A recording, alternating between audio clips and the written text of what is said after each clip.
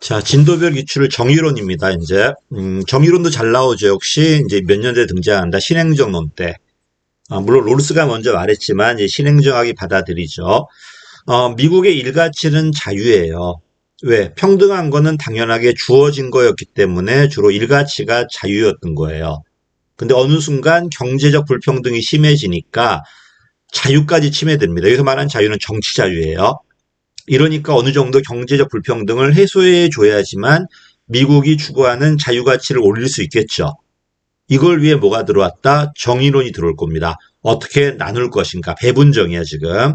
시장에서 이루어지는 교환 정의가 아니라 미국이 1년에 100을 만들었어. 이 100을 그 구성원들에게 어떻게 나눠주는가가 정의인가? 여기에 텔레스 형은 세 가지를 말했대요. 첫 번째가 실적주의. 기여한 만큼 갖고 가라. 두 번째가 평등주의. 누구나 똑같이 나누자. 이건 사회주의 생각이죠.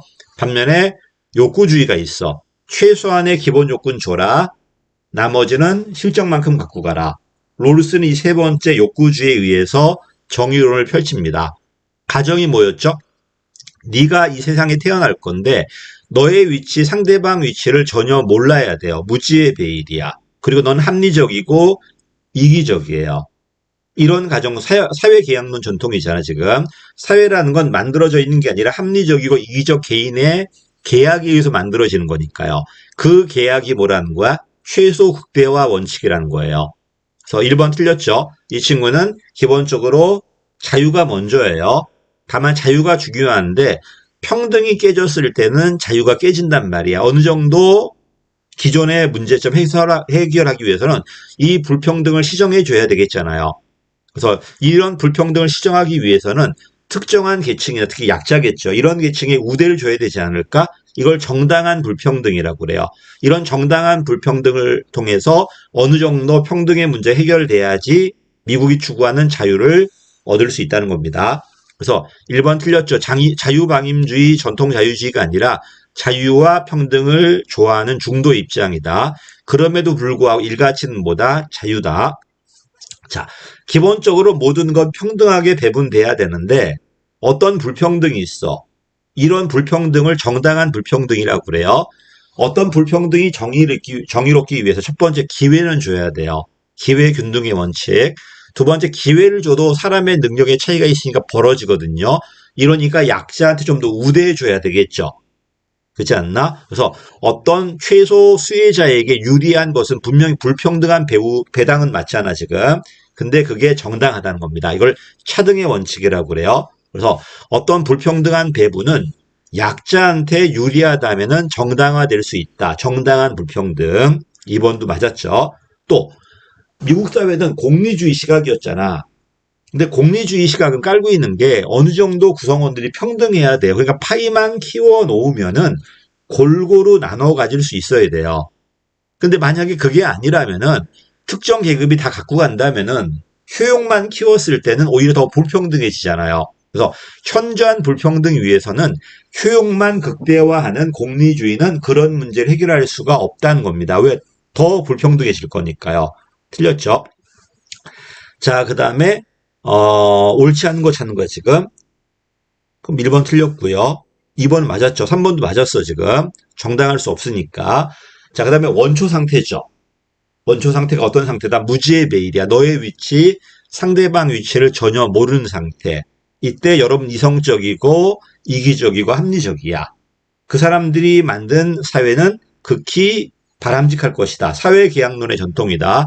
선언적인 국가가 존재하는 게 아니라 요 구성원들의 계약에 의해서 만들어진 국가죠.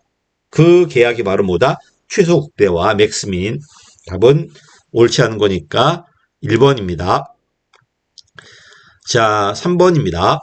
타고난 차이는 그 사람의 잘못이 아니죠. 이건 기회균등도 없었던 거예요. 그치?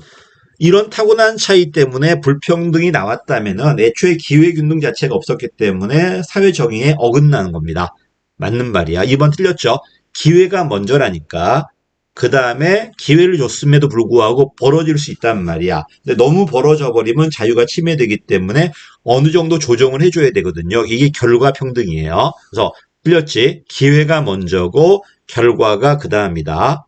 그 다음에 그리고 계속 말하지만 원초 상태, 무지의 배일 상태에서 우리가 합의한 계약은 공정하다, 불공정하다, 공정하다는 거야. 네가 우리 사회에 어떤 위치에 있다는 걸 알고 계약을 해버리면 그건 불공정한 계약이에요. 이미 위치를 알고 있으니까. 근데 위치를 모르는 상태에서 합의했다면은 그 계약은 공정할 거라는 겁니다.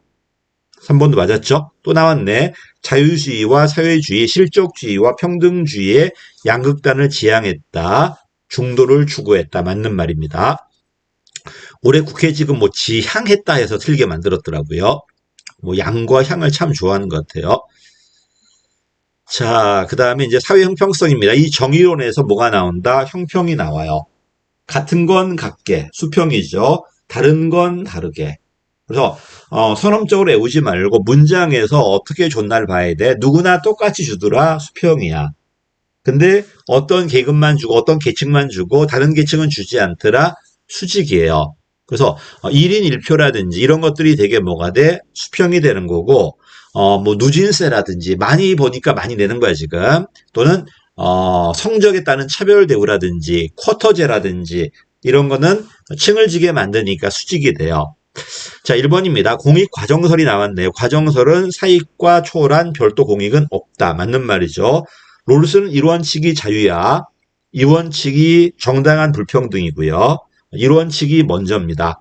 맞는 말이고 파레토 최적은 효율성이에요. 어느 누구도 손해보지 않고 더 이상 개선이 불가능한 상태, 사회적으로 제일 바람직한 상태, 수요와 공급이 균형을 이루는 그 배분적 효율성, 요게 바로 파레토 최적이다. 형평성이 아니라 효율성이 돼야 돼요. 틀렸고요.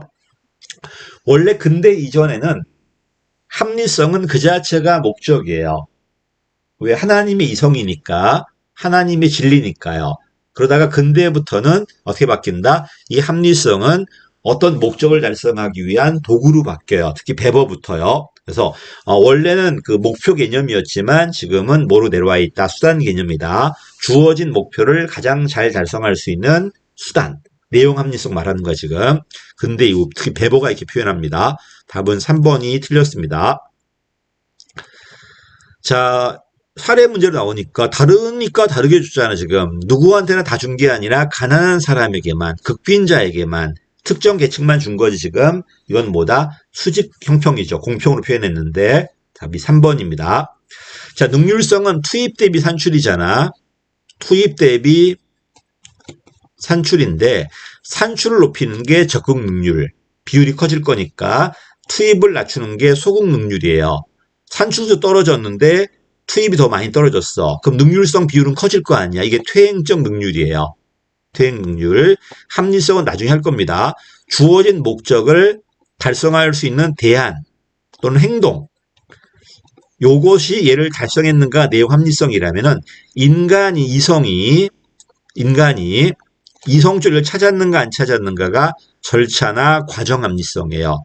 같은 건 각계가 수평이 되고 다르니까 다르게잖아 지금 수직이 되죠. 답은 그래서 3번입니다. 쉬운 문제였고요. 여기서 뭐가 나온지 알죠? 지수에서는 로렌츠 곡선과 진위 계수가 나와요. 개념 알아놔야 돼. 로렌츠 곡선 이게 인구 분포, 소득 분포.